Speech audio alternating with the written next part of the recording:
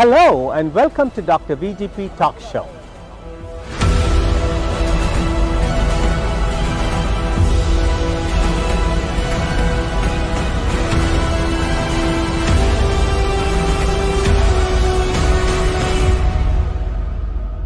Hello and welcome to Dr. VGP Talk Show that reaches 42 million people, including 2 million households in the United States of America. We're here today to take you on an experience you would never see before, a historic epic visit to the grand opening of the world's largest Hindu temple, the BAPS SWAMINARAYAN AKASHARDHAM in Robbinsville, New Jersey.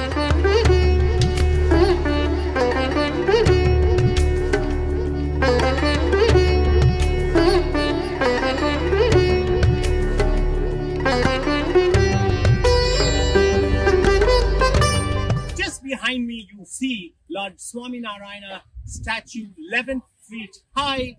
Lord Swaminarayana is in a Vedic pose. When he was 11 years old in Mount Himalayas, he stood like that for 1 whole month. Join me as we enjoy this mystic, mesmerizing experience at BAPS SWAMINARAYAN AKASHARDHAM, Robbinsville, New Jersey.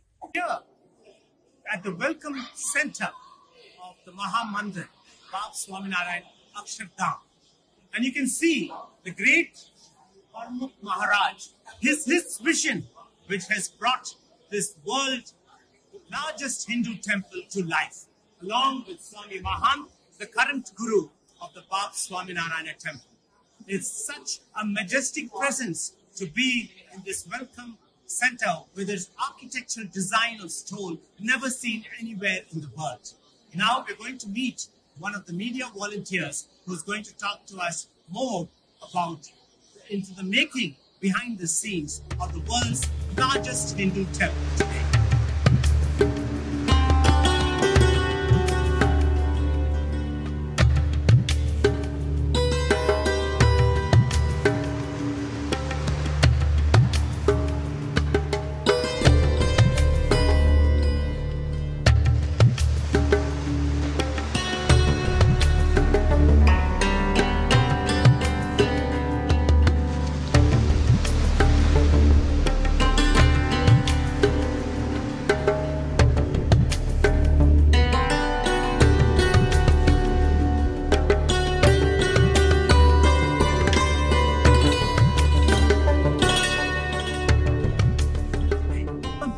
A confluence of waters from 108 rivers from India, including the Holy Ganges. As you can see, this vast expanse welcomes you to the world's 8th wonder of the world, the BAPS SWAMINARAYAN AKASHARDHAM temple, the Mahamandir in Robbinsville, New Jersey. And I'd like to actually hand it over to Mr. Embark, who invited you here and share a little bit more about the Mahamandir. Dr. thank you very much for coming out. This is just a phenomenal opportunity as we open the BAPS AKSHARDHAM in North America. This is just one step closer to us seeing reality come through all of our volunteers. We call this the Festival of Inspiration. It's really to inspire the youths that have put countless amount of effort and time and dedication of service, what we call seva, in many different ways. It's really to inspire the youths so they take it to the next level. So thank you very much, Doctor. It's been a pleasure to have you. I know we answered a lot of your questions. You're always welcome back here anytime. And you'll see this to continue to grow and open to the public on October 18th. And we welcome everyone and anyone of all faiths. Anand, we are eternally indebted to you for bringing us over here to see this incredible work of architecture and faith in action. As I said earlier, an embodiment of dignity and diversity. Thank you so much for having us. Thank you very much for coming out. We are here with us today, Chaitali Inamdar, who is one of the media volunteers from New Jersey. And Chaitali is part of the volunteerism in BAPS SWAMINARAYAN. And that's one of the hallmarks of BAPS SWAMINARAYAN temples. There is 12,000 volunteers in North America. They're from all different professions. There are doctors, engineers, hotel owners, businessmen, youth. And youth is the vital link which I find visiting yesterday, today, and seeing BAPS at Bartlett back home. The vibrancy which they've involved the youth, I think no other sect or no other religion across the world has done. And to have Chaitali with us today, we're so happy, and welcome to Dr. VGP Talk Show that reaches 42 million households, including 2 million in the United States of America. Chaitali, tell us more about this magnificent, which I call the 8th wonder of the world. Thank you so much. It's an honor to be on your talk show, so really appreciate you having us on. Behind us actually is the BAPS SWAMINARAYAN AKASHARDHAM, reporting live, if I can say. And in front of us, we also have the 2 reflection ponds, which make up the serenity, the tranquility of the entire campus. I can share a little bit about the journey, the process of how the Maha Mandir has been pieced together. You know, we have 4 different types of stone that has gone into the making of this entire Maha Mandir, including the parikrama that in fact we're standing in today. So the parikrama is made from sandstone, and the Maha Mandir is made from limestone, marble, and granite. So parikramas are the colonnades, right? Yes. The archways which are going right around this whole magnificent piece. Yes. And look at the intricate carvings which are there. And I would like to add, you know, there's so much symbolism that you'll find in any Hindu mandir across the world, and especially here we find the symbolism in the parikrama is that it almost serves as a garland around the Maha Mandir, or a garland around God, if you will. And the details that you see from each of the murtis that align the parikrama, they're holding a unique musical instrument.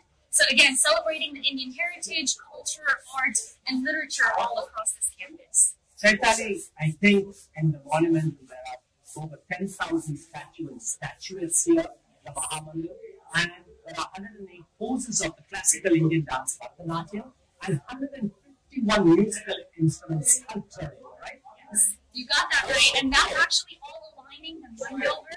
It's the main outer wall of the Maha Mandir that's behind us. And so the Mandover has these beautifully intricate carvings, murtis in the 108 mudras of Bharatanatyam, and unique Indian classical music instruments, 151 of them. Tell us, how many years it took to build this magnificent masterpiece of Hindu architecture and culture? Yes, so it took about 12 years in the making, and it was the culmination of, you know, efforts, and more than efforts, I would say the seva and bhakti of the 12,500 volunteers who came together from different walks of life, from different parts of the world, to make this construction of the Maha Mandir come to fruition. So it's a spiritual entwinement of dignity and devotion, which has brought us to this masterpiece, a monument of humanity. Chaitanya, tell us, what was Swami Harmukh Maharaja's vision in 2013 when he laid the first brick for this 8th wonder of the world? Harmukh Swami Maharaj, as you may know, was the 5th spiritual successor of Bhagwan Swaminarayan, to whom this entire campus is dedicated. And in fact, his last wish, or his last project, if you will, in his mind, his vision was that to create a place that provides peace and inspiration to all who visit, irrespective of their faith, irrespective of their beliefs or background. You know, it was meant to be a place that inspires everybody to lead a good life, gives that peace and tranquility from the usual hustle bustle of the daily life that we're often surrounded in. You know, when you speak, you're so vibrant. And one of the things which touches me most about the BAPS movement all over the world, you have 1,200 temples in 52 countries. The string, I guess, the weave, the fabric is the youth, like you said.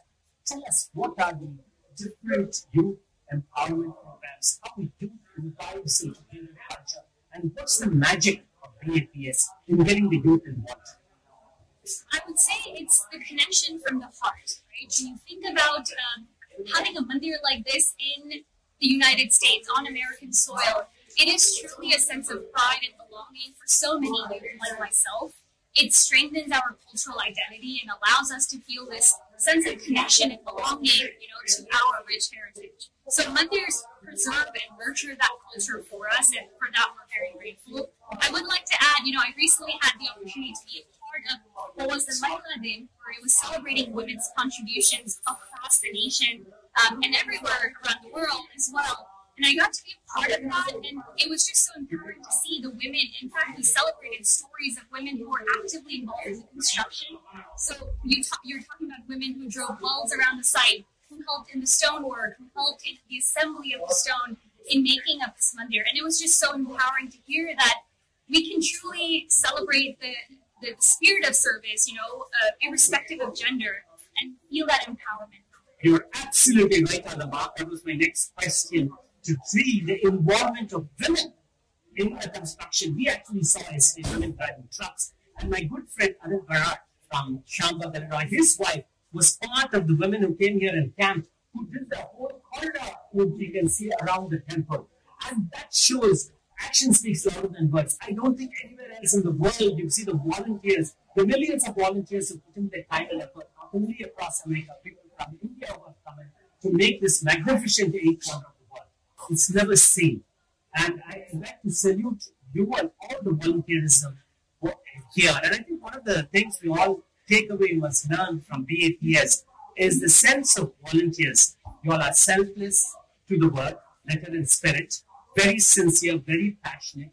I was trying to rope in as many leaders to come on this talk show, and each of them politely declined, saying we do not want to be in front of cameras. We are not here for the passion. I would like to salute each and every one of the 12,500 volunteers who made this happen in come alive. It's a historic moment in the global history today, and this embodiment, as Congressman Jonathan Jackson was listed here, said, is a testament of faith and action.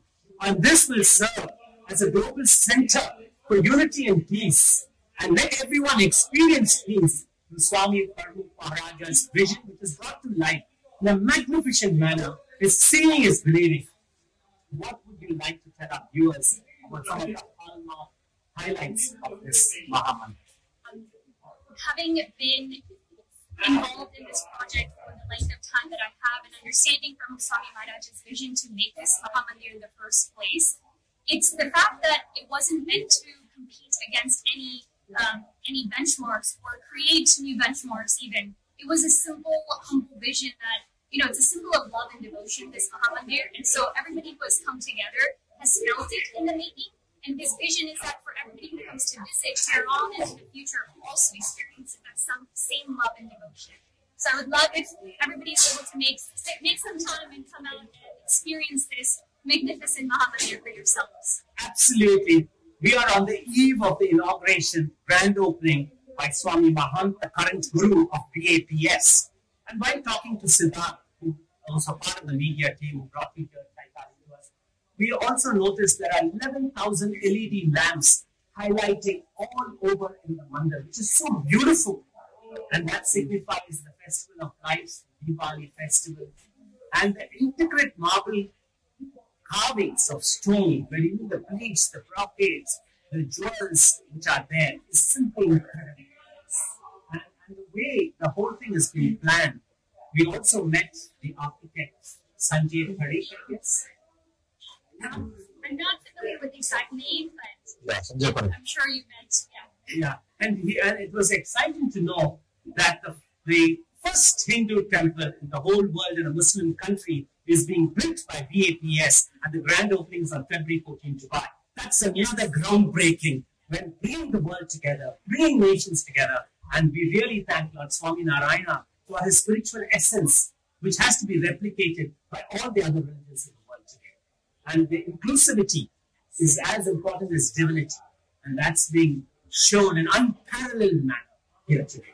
And to add to that, I would say, there's this theme of embedded in tradition but embracing innovation. That is repeat it. Embedded in tradition and embracing innovation. Embracing innovation. How well said. Embedded in inspiration, in tradition, and embracing innovation. And embracing innovation. And to that, the best example I can share is the wisdom plinth. So we're actually seeing what is it? Go back again. Wisdom plinth, or the Jagati feet. Wisdom plinth. And that's actually the foundation of the entire Mahamandir that you see behind us. Now, the wisdom plinth is actually sharing messages and teachings from all the leaders, all the religious, people of the past, great thinkers, philosophers of the past, We have Martin Luther King. Yes, I'm just going to tell you that we saw that yesterday. Yeah. Yes, and it's so inclusive. It's meant to share the spirit that everything good is celebrated here, and may all good thoughts from all across the world come to us. We're not restricting ourselves to one community, one diaspora, one nation even. We're extending that love and gratitude for all the greatness and positivity in the world. Chaitali, you said it so well. Yesterday, we had the tremendous historic opportunity of meeting Swami Ram Vihari, who is the Global Chief Liaison for Governmental and Public Relations, along with Congressman Jonathan Jackson. And he recalled in January 29th of 2008, when the U.S. civil rights leader, the living legend, the Reverend Jesse Jackson Sr., whose birthday happens to be tomorrow, October 8th, and his son Jonathan Jackson met him, Swami Vihari, in the BAPS Delhi temple. And they were overjoyed with a tremendous reunion after 15 years. Could you tell us what's the significance of October 8th, 2023, tomorrow when the grand opening takes place? I can only say a few words because the feeling is truly inexplicable for so many of us who have been a part of these efforts over the last 12 years. It's a milestone, it's a historic moment in time that will be etched in our hearts. And these stones, they're stones behind us, but each of these stones have had life breathed into them through the spirit of volunteers, through the spirit of our gurus, through the lessons and messages of humility that they have shared with us time and time again. Is October 8th the birthday of one of the gurus? Yes. So we're actually celebrating Mahan Swami Maharaj's EPY's birthday as well, so according to the Indian calendar. And Swami Mahan, who's the Maharaj, is the current guru, who we met yesterday and blessed us. Yes. We'd like to thank all the volunteers, especially Mr. Anil Bharat from Schaumburg, Illinois, who forcefully brought us here under a tight schedule and made Congressman Jonathan Jackson come here.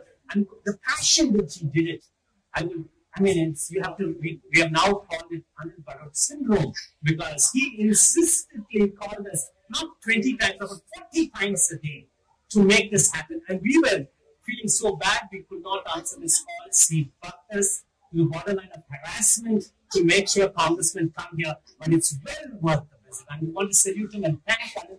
Without him, we have missed out on this great historic happening today.